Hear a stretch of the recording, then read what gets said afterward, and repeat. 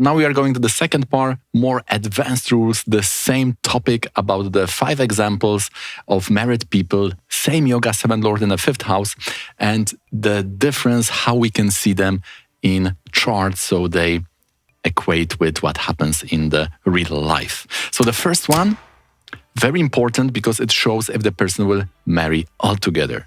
So if you don't know this point where to look in the chart, then you will not be able to see if in your chart this is positive or negative.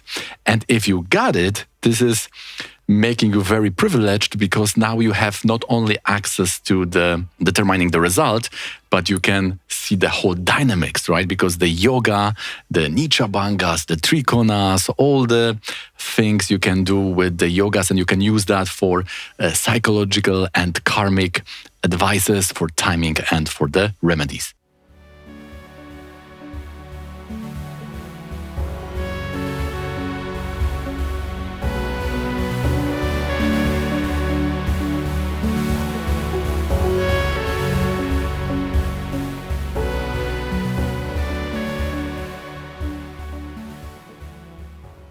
Before we move on, we have to understand the difference between the leveling and gluing. So the leveling means that the same things is analyzed in different places of the chart. For example, for the marriage, we have the 7th house, the 7th Lord, the Titi, Venus, Darakaraka, Upapada, so many points, but they are all important because the life is complex and we need this to increase the permutation, to increase also the level of detail. And what is interesting, sometimes the inspiration for some prediction comes from one level where the situation is very clear, and then we are checking that on the other levels where the information may also be there, but a little bit more hidden, where we need to use some yoga formation like parivartana or dispositor and things like that. So that is the beauty of this Sri Achyutananda tradition, that this Rishi language of astrology, of the ancient texts and ancient seers, is really revealed to us what is the exact philosophy, the etymology, and also the function of each rule. So then we are not lost and we are not having problem to answer questions like what is the difference between the 7th Lord and Venus. So we may have a 7th house and 7th Lord well placed, but we need to have this karaka to bring that blessing, that object, those people, those situations to work with. Otherwise, we are just moving with our hands in the air. It's creating nothing. So to start the activity, we need those blessings. And after it starts, then the other parts of the chart take the reign. So we are taking this chart of this one person who was not married institutionally, although he was engaged in very serious relationship, which were for many years. We will also see that difference. And we will try to understand what point is there in this chart, which is not visible in the other charts, which is not present in the other charts. In his chart, we have the 7th Lord and 5th house. We have these 2 parivartanas, Rahu with the moon and Mercury with the moon. And the Titi and Darakaraka are also very much connected to these points. So we have those synchronity, there is this blessing, there are no obstruction to this energy. Now, how we will catch that he was not married. And the only planet which is in Dushtana in this chart is Jupiter. And that is also the only planet which differs from all the other combinations for marriage in the other charts. So that must be it. But unfortunately, it is not related to the 7th house. The Jupiter in this chart is the Ascendant Lord and the 10th Lord. So now, how you know this is related to the marriage, right? Let's see its position or the sign's position in the 7th from the other points. Maybe this will bring us some result. So 7th from that Sun would be Gemini, and 7th from Pisces would be Virgo. Do we have any important planets there which will result in determination if the person can be married?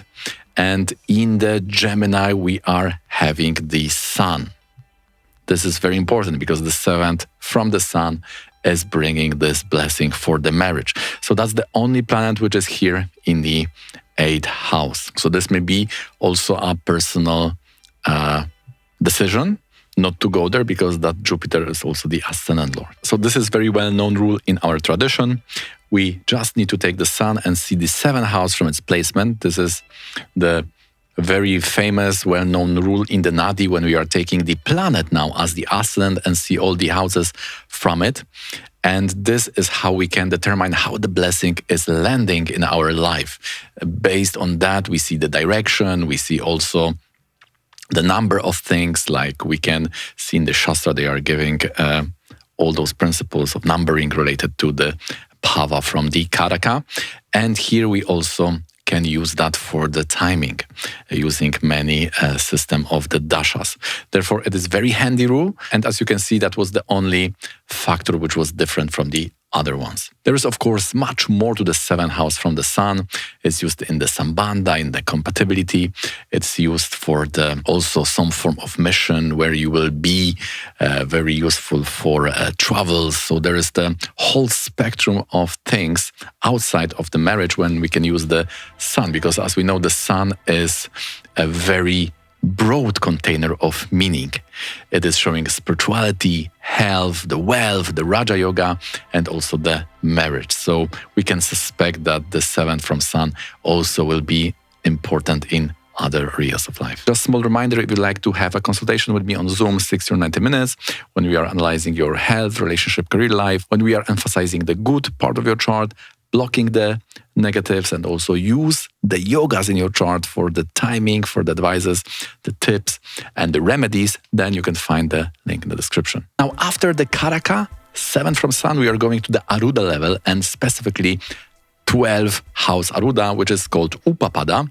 And this is showing how our marriage is living in the social structure and also in the mind of others. Therefore, it is the written contract in the minds and also on the paper. So this will begin the process of differentiating between one relationship and the other, because till now it was a general karma, general pattern, psychological, or even better, even broader, the karmic pattern. But if we go now to Upapada and the next rule, which we'll reveal soon, this is now taking care of those situations when one partner was totally different than the other.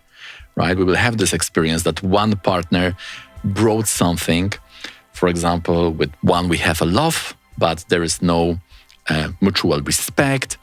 In the other, we have similar values, there is respect, the relationship is going somewhere, so we have those Jupiter blessings. Maybe there will be some financial troubles, and but then, for example, there is no love. The Venus is somehow chose to not favor this relationship. So there are many permutations, many possibilities how this marriage can be. But if we don't enter these two rules, we have to understand that we are only talking about the patterns, karmic patterns, which will be shared among all of the relationships. So as we can suspect, because we have the experience, they are totally different. This may not be super useful when we want to know about what kind of partner will come, how the relation will be. With the previous rules, we will definitely take the me part, mechanism, how I refer to all those relationships, but the second part may be not available. So now we are zooming a little bit out. The camera is not only on the portrait of the person, we are not using the 50mm lens, we are going a little bit more wide angle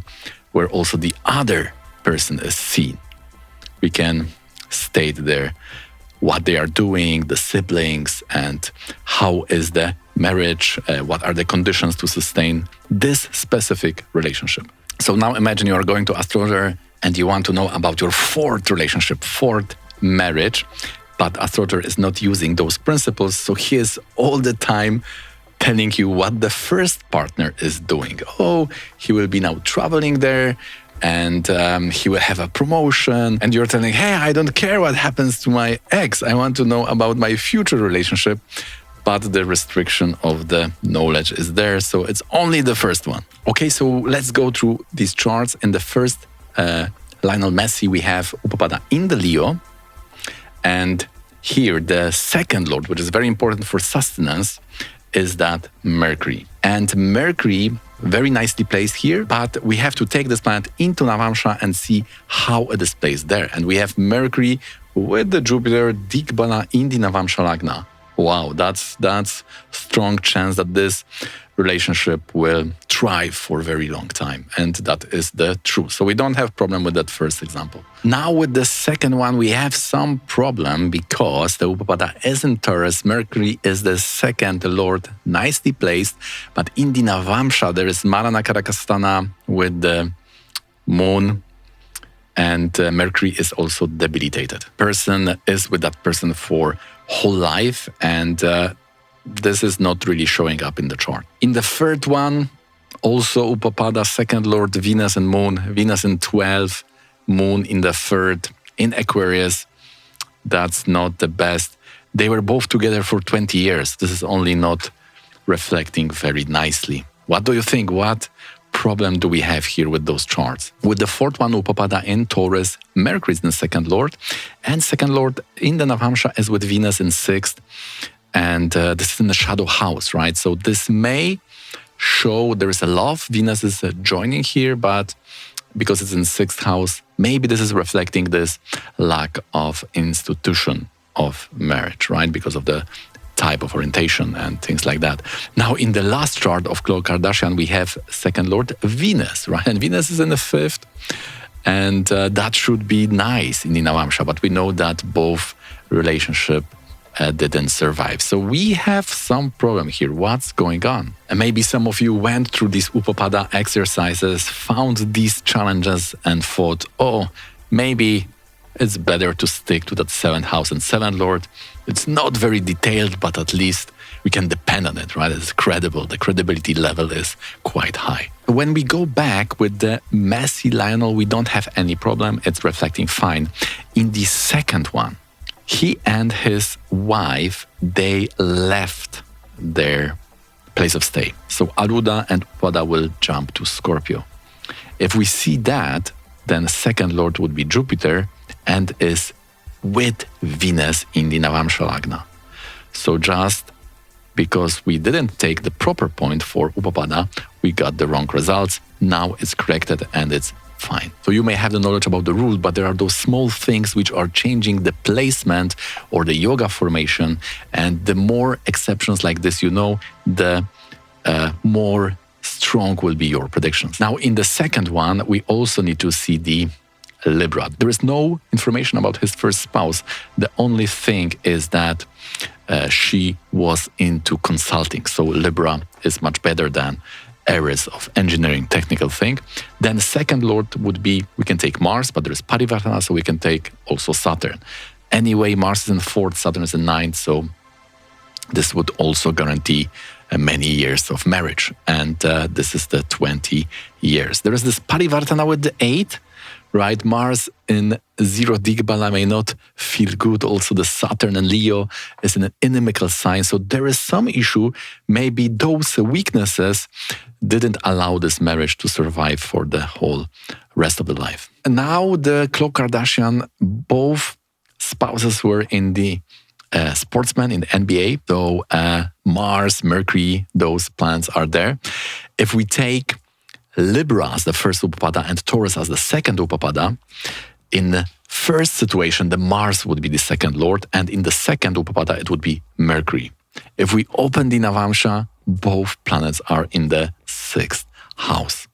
So you can see also the difference now between the second example of Bruce Burnett, who had the Aquarius Lagna, 4 planets there, seventh lord, the same situation, but the second lord from Upapada was Jupiter, in Digbala with Venus, beautifully there. But here we have the sixth house in the Navamsha, which in the effect is telling the completely opposite story. So the rules of Aruda and Upapada are laid down in the classics like Brihadarashastra Shastra and Jaimini Upadesha Sutra.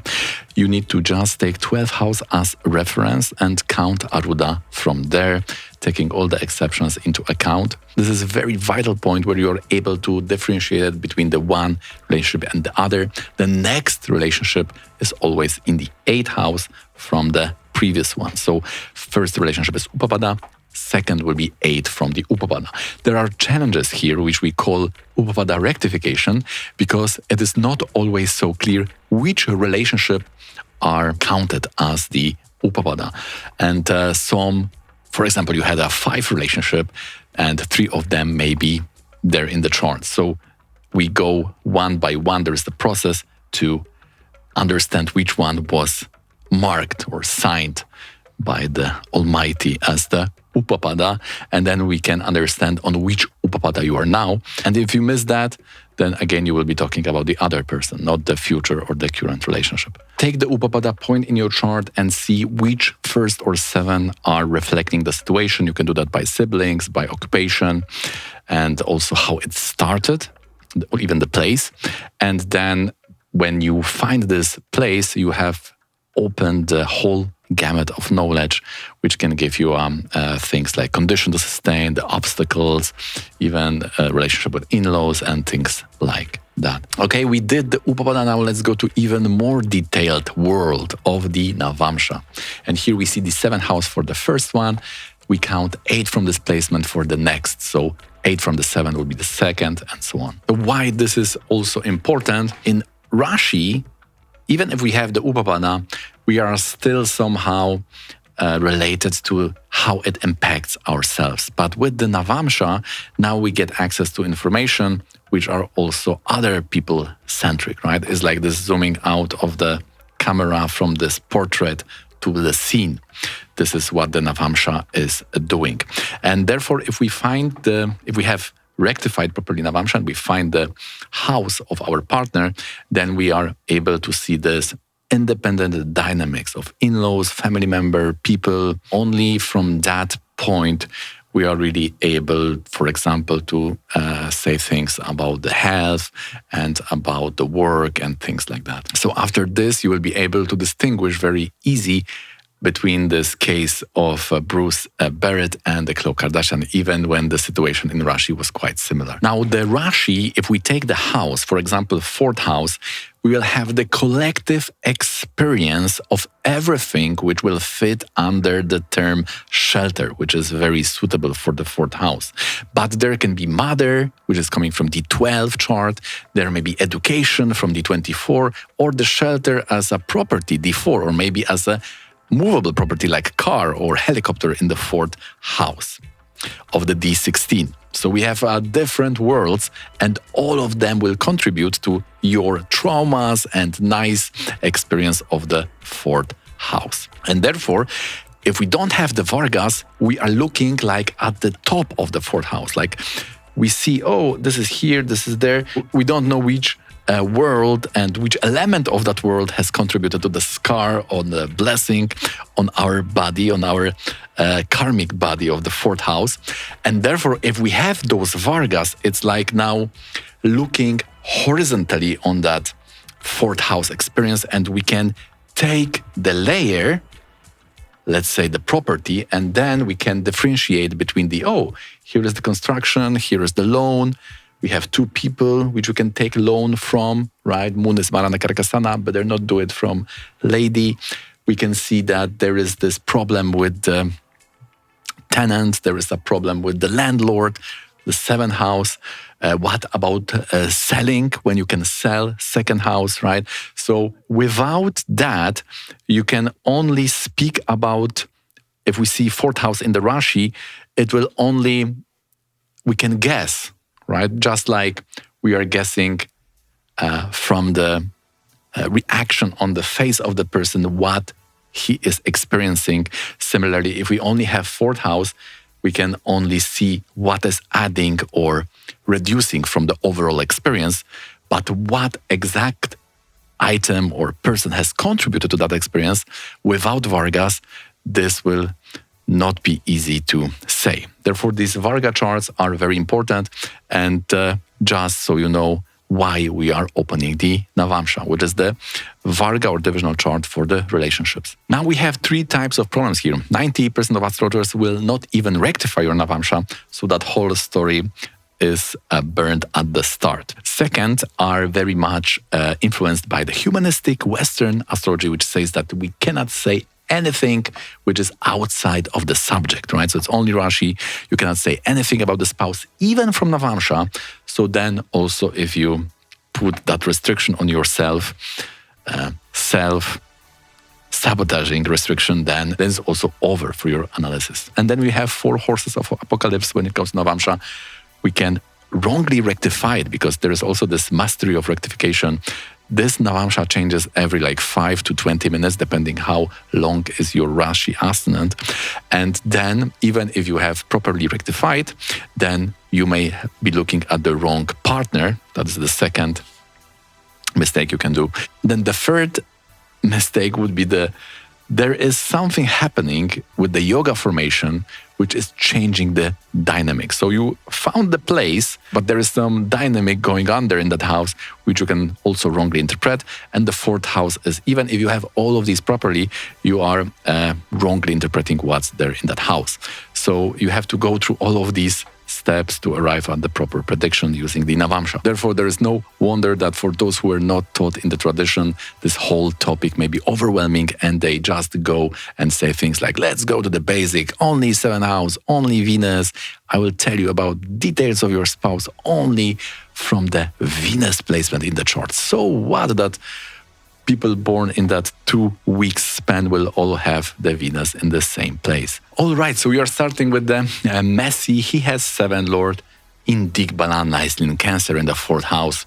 So this is also confirmation. Whatever we said from the Rashi, it's also confirmed in the Navamsha. So that is showing nicely the story. Now we have the second chart. This is more challenging because we know also that he was married to his childhood sweetheart, and everything should be very strong, very nice, but we have 7th Lord Mercury in Maranakarakastana because it's 4th house, the worst position for Mercury, and also Mercury is debilitated. So we have some challenge here, right? We have the next one, Anthony Bourdain, Mercury, 7th house in the 7th Lord. We have very strong condition here. There is a Tattva blessing for this marriage, but someone can say, yeah, but we should see the Rahu now, right? Because if planet is in own sign or exalted, we should see his Lord of exaltation. We know that Mercury is exalted in Virgo, where Rahu is the Lord, and Rahu is in 12 with Venus, which is very bad, right? And maybe this is also showing why this relationship didn't survive. The longevity of the marriage may still be very good because we have those blessings we were talking before in the 7th house, is also supported by that Mercury. Now the barrier chart from the Francois Marier, we have also very interesting. Remember that it didn't have this institutional vote, the green light from the Sun. The 7th Lord from Sun was in the 8th house, right? It was Lagna Lord, so maybe it was preference, maybe somehow connected to the 10th house of career life. There could be some consideration related to profession or status, things like that. And here we have also little bit anti-sun thing, because the Venus Mercury in the 6th and 7th Lord is in the 12th. So there is this shadow houses, right? And also the Maranakarakastana. But there is this blessing of the Venus. We have to remember that this Upapada was very strongly protected by the planets, and also we have this Mercury and Venus. Therefore, he was able to form serious relationship, but they were just not in the format of marriage. And now very clear situation here from the perspective of Navamsha for the Khloe Kardashian. 7th Lord is Mars, 2nd Lord is also Mars. Both are placed in that 6th house, and they are telling the same story as the 2nd from Upapada. Remember, we are also doing them, it was Mars and Mercury, and they are all connected to the 6th house problem. This was problem coming from the partners because the 7th Lord is involved there. So what we do with the Babbitt Bruce chart, when the 7th Lord was Mercury debilitated, but the person was still having a very strong marriage.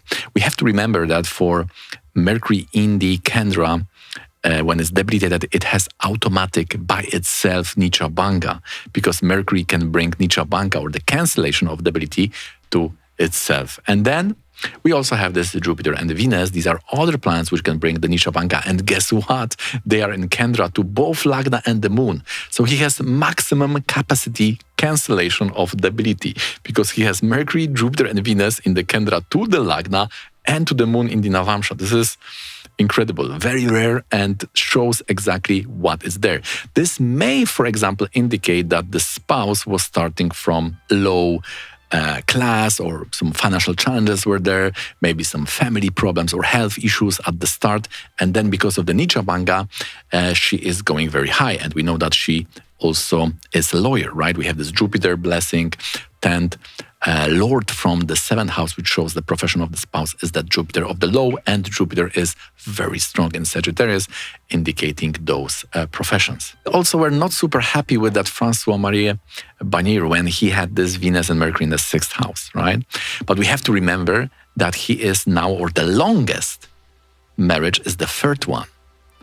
And the first one was only like 1, 2. It was the interior design person. The second was actor. The third is artist and photographer. And here, if we see the second, how it is sustained, which is the 10th house, we have this parivartana, very strong yoga between Mars and Saturn. So whenever you go, it's still in the Kendra, and they have this exchange. They are very strong. And this is also an example that we should have information on which relationship the person is if we are using the Navamsha, because there will be different story for different relationship. We are already on that level of nuance where we are differentiate between the one relationship and the other. So these Navamsha rules, they are fully coming with the parampara, with the tradition, because there is not much about the Varga, about divisional charts in Shastra. It's all hidden, because from that you can get a lot of details. And these informations were transmitted from one generation of astrologers to the other, and this is also how we get it. You need to know your Navamsha Lagna ascendant, because that will very much impact your 7th house, and also you need to understand on which relationship you are.